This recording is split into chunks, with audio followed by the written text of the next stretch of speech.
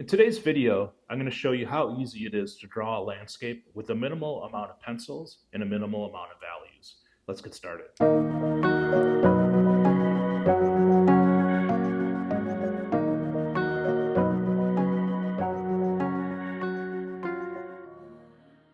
My name is David. Thanks for stopping by on this demo today.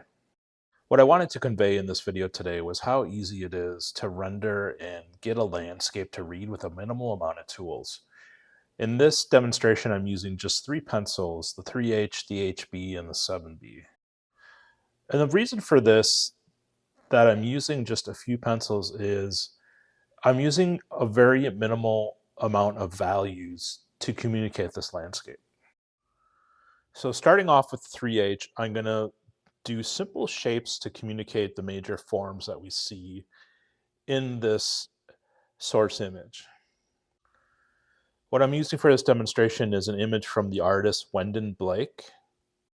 A really great practice to get into is copying other artists, and especially master artists. And there's a few reasons to do this. Because you're copying an already finished piece of art, it's going to take some of the guesswork from you out of trying to translate an actual image from life or a photograph into more simplified shapes, because that's already been done through the artwork. And there's nothing wrong with doing this. Don't think of it as copying, as long as you're giving credit to the artist that you got the image from. Okay, so I'm just penciling in very lightly with this H pencil generalized shapes of the clouds and then also of the foreground in this landscape. And what I'm doing here is applying the rule of thirds. And that's a very foundational tool to use in deciding, is dividing up your composition into thirds. You can see in the artwork created by Wendell Blake that I'm copying, he didn't necessarily break up his landscape into thirds. He has the sky taking up, really almost 3/4, if not more, of the entire composition. And when it comes down to art, there really are no rules that can't be broken, but I just want to convey to everybody watching that the rule of thirds is a standard compositional practice, and that's what I'm employing here. And what that means very simply is breaking up the composition of the landscape into thirds. So what I did here is the sky takes up 2/3 and the horizon line falls more or less on the bottom third of the composition. And this creates just a more pleasing composition to the eye. So next up, I'm using the HB to start to pencil in a little bit more of the detail around the major forms. So this second pass with this pencil, after I use the H to create generalized shapes, I'm now creating a little bit more detail and a little bit more realism around the subject matter. So you can see the line work I'm using on these clouds, they start to look more like clouds versus just generic shapes. And this is really where your observation is going to come into play.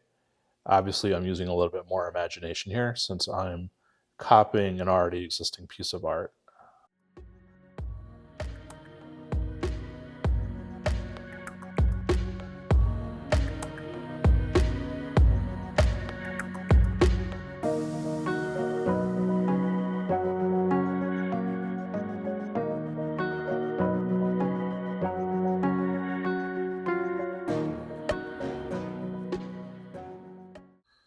As I go in through the tree line here, kind of indicating the tops of aspen or pine trees, and just giving it a little bit more interest and detail as I go through this line work.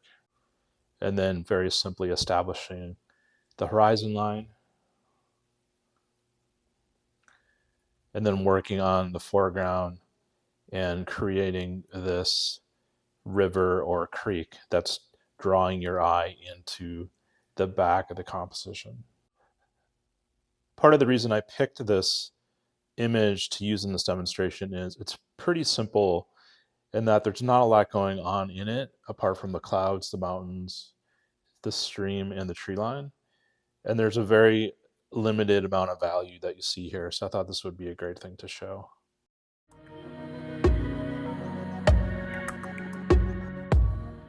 So next up, we're grabbing the 7B, and this is going to be used to lay in our darkest value. And what you see here is I'm using what's called a frisket. And a frisket is just simply a piece of paper or any other kind of material like tape that would allow you to create a nice clean edge on your drawing. And the way you use this is you start drawing from on the frisket and then onto your drawing from left to right to create that clean line. And then the same on the opposite side, you would start from the right side and go to the left, starting on the frisket and then going onto the drawing to create that clean edge. Obviously you can't go back and forth, and it's hard to see in this video, but I'm lifting up the pencil and starting on the right and going left. If I went back and forth, it would slip underneath the piece of paper or underneath the frisket.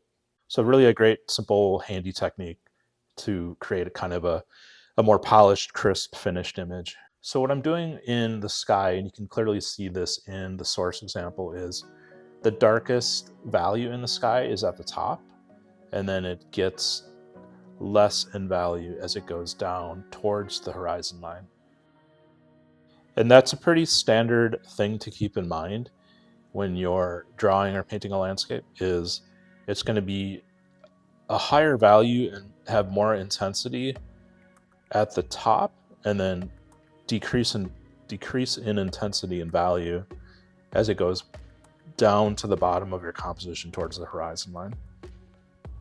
And part of the reason for this is what's called atmospheric perspective, and that things, objects and space, the value in color tends to become less intense as it moves further away from you.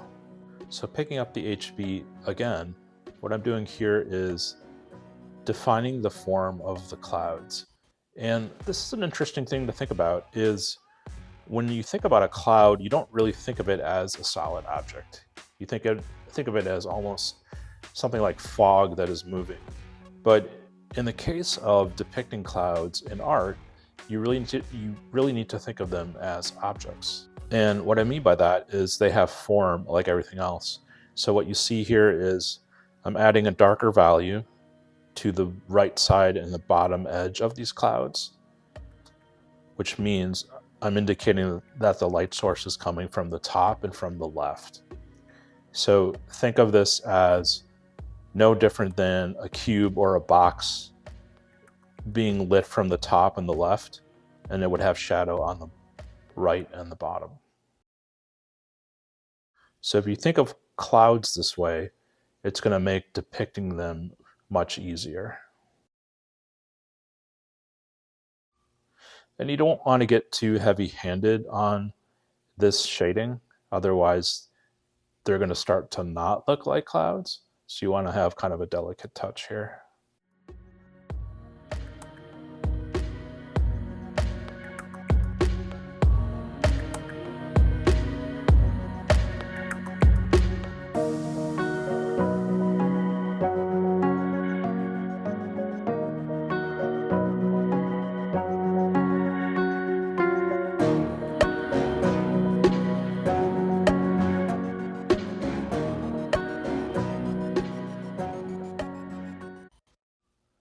So now I'm going back in and adding a little bit more pressure onto the pencil and starting to darken what is right now our darkest value in this rendering.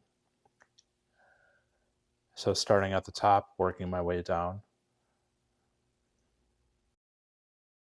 And as I go down on the drawing from top to bottom, I'm using less and less pressure to indicate that gradation in the sky of dark to light. Being careful to, when I go around the edges of the clouds, to be realistic in how those edges would look in nature. So having some variation and some rough edges against the edge of the clouds. If you were actually drawing this from life, you're probably wondering, how am I going to draw clouds when they're constantly moving? And all you need to do in that case is the first pass of this drawing was just simple shapes of the clouds. And that's what you would be capturing from life, from nature, from direct observation. Get those major shapes in, then let those clouds just drift away. And when you go into your second and third pass of depicting the clouds, just use your imagination and your memory. You can still observe the clouds in the sky to get a sense of how the edges work and how the shading works. It doesn't obviously have to be an exact replication of what you're seeing.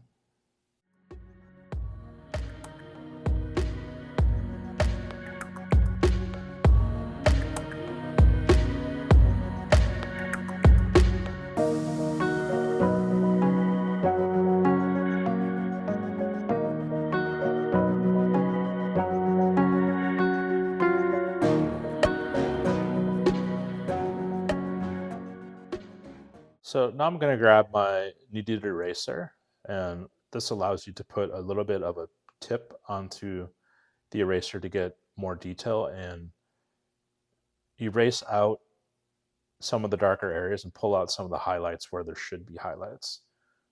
So going back to the top and the left of the clouds to get more of a highlight. And this is a great tool to always have ready.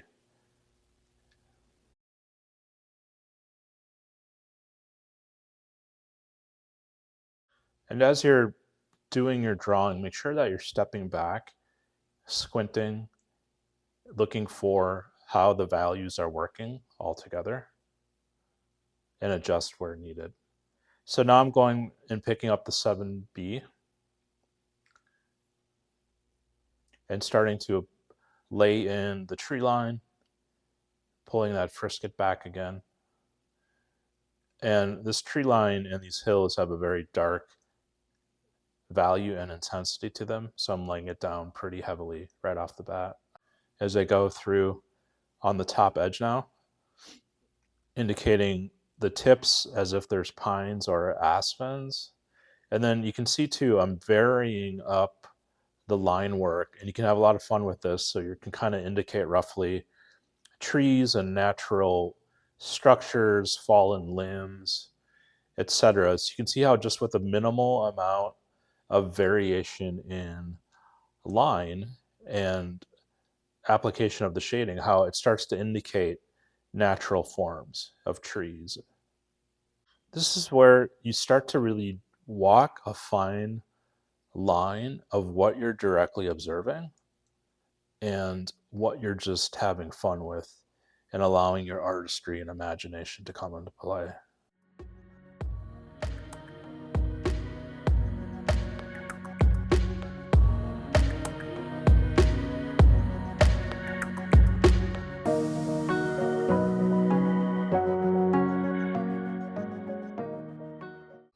And then grabbing the frisket again and using it in an opposite fashion as I did from the left side of the image.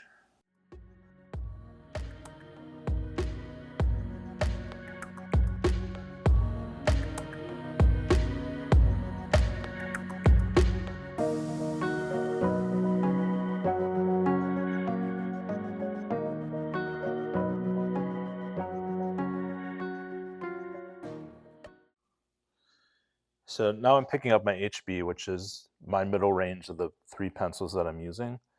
And I'm using that for the background mountain. And the reason for this is, as you just noted, I used the heavier B pencil for the tree line in front. And I'm using a harder, lighter pencil for the mountains. And you might be wondering why that is. And that's simply for the reason of what I mentioned earlier, which is called atmospheric perspective.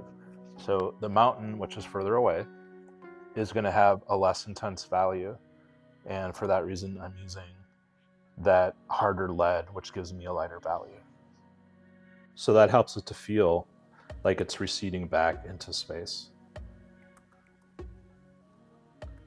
Okay, so now going into the foreground in this grassy kind of prairie area, I'm going back to the darker B pencil and really laying in thick, expressive lines to indicate kind of natural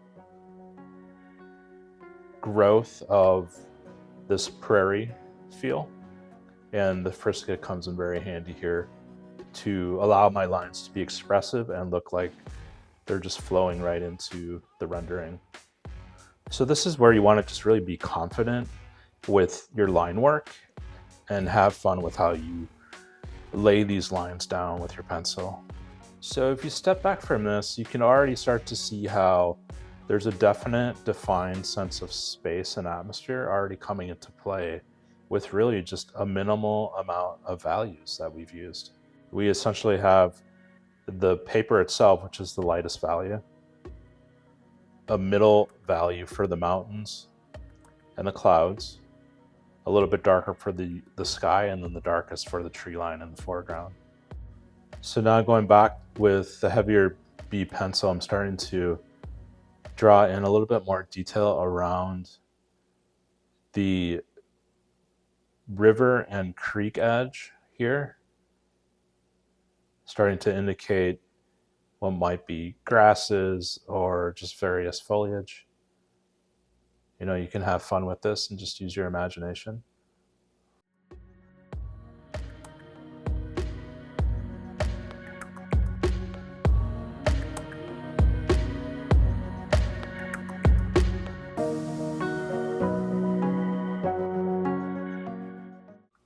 You know, defining the edges a little bit with this darker value. So you can start to see how it already feels like a natural growth and the way this prairie would be in the foreground.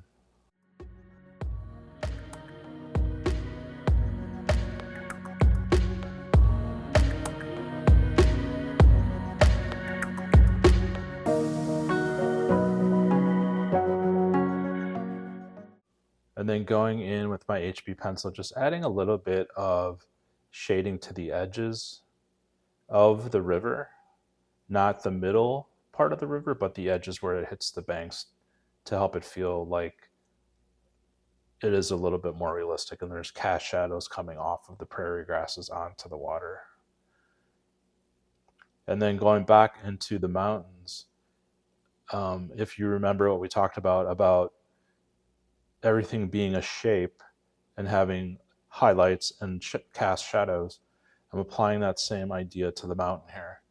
So putting a shadow on the right side. So in this case, we're assuming the light source is coming from the top on the left. So the shadow would be on the right. And then going back with my kneaded eraser and pulling out a highlight here on that left side to indicate that strong light source. So you can see with just those minimal 2 steps there, how that mountain really starts to take a shape without much difference in value.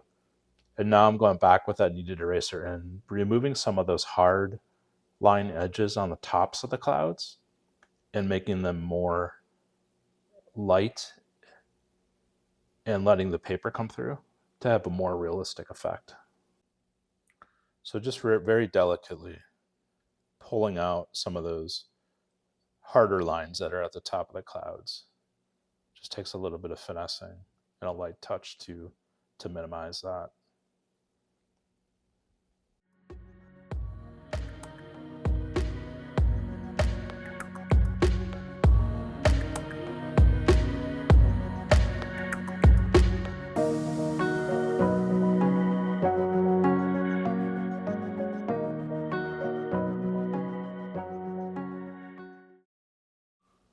And then pulling out and adding a little bit more of the dark value and shadow to the bottom of the clouds to help define that form even more. So you can see how With just a minimal amount of value here, we started to define a very realistic landscape.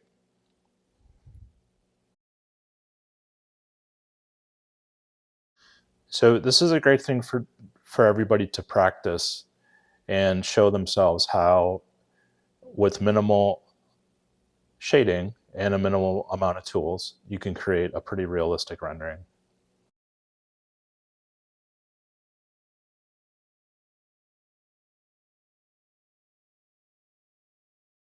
So I hope you found that helpful, and hopefully you can see how simple it is. With just a few tools and a few simple values, you can create a very realistic rendering of a landscape. All right, thanks so much for watching, and we'll see you next time. Bye-bye.